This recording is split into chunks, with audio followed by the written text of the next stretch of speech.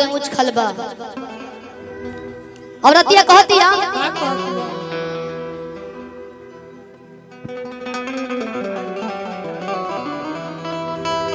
जन कवन विचार में बहेला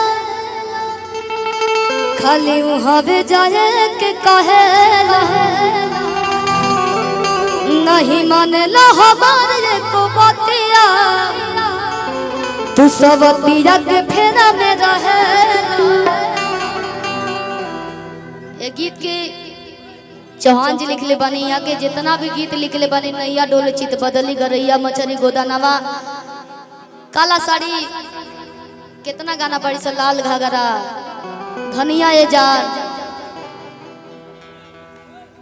बहुत गाना बाई सब जगह नाम नहीं अभी बोल पावल बहुत गाना बाईसा यहाँ के ये गाना के ऐसा कंपोजिशन बा खोखा भैया अंकेश भैया और वीडियो भी अलग कल गई बा काफी खूबसूरत गीत बा आप लोग चढ़ाए बा सुनावा तनी कि जन कवन विचार में बहेला खाली हवे जाए के कहेला हो नहीं मानेला हमारे को बतिया तू सब तिया के फेरा में रहेला होई दे हो तहार हकदार बने हम नहीं केहू से छुआए दे कि भले चली जा तू दिल्ली गुजरातवा कलकत्ता न जाए दे। अच्छा लगता कि जाने कवन विचार में बहेला खाली हवे जाए के कहेला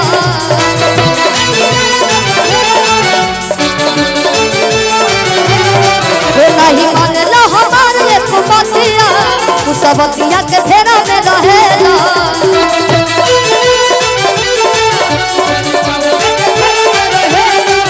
होई दे हो तहार हकदार बने हम नहीं केहू से छुआए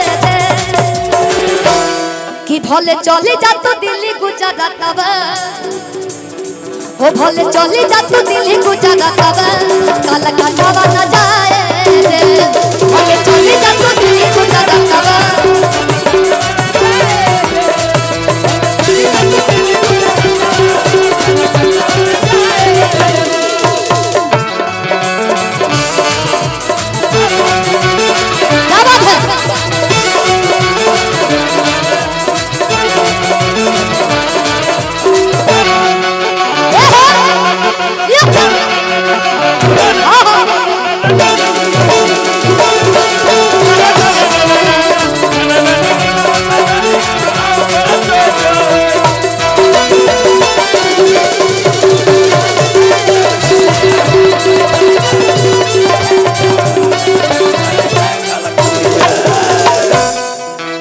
पहले आले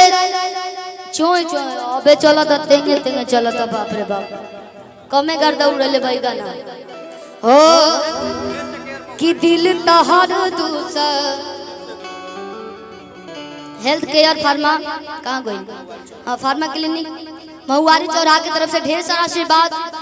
अगर कोनो भी प्रकार के दिक्कत परेशानी होके भैया से संपर्क करी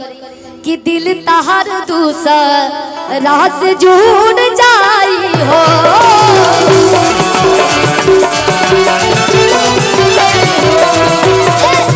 ओनिए कमैबो ओनिए उड़ जाई हो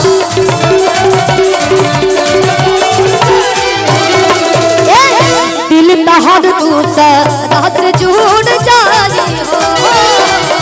ओनिए कमैबो ओनिए उड़ जाई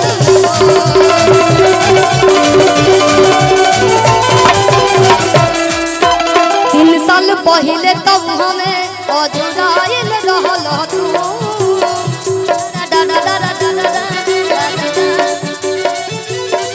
अरे खाके चित बदली है पगली के भुलाइल रहल तू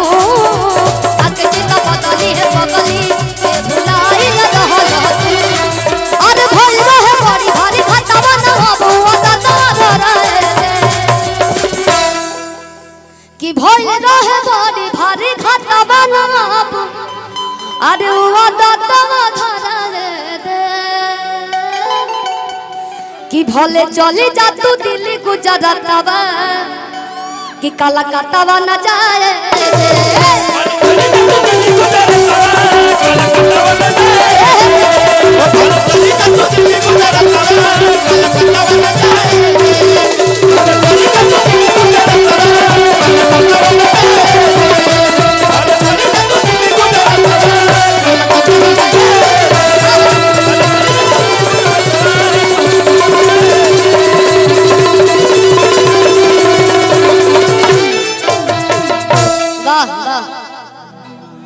बुझा कि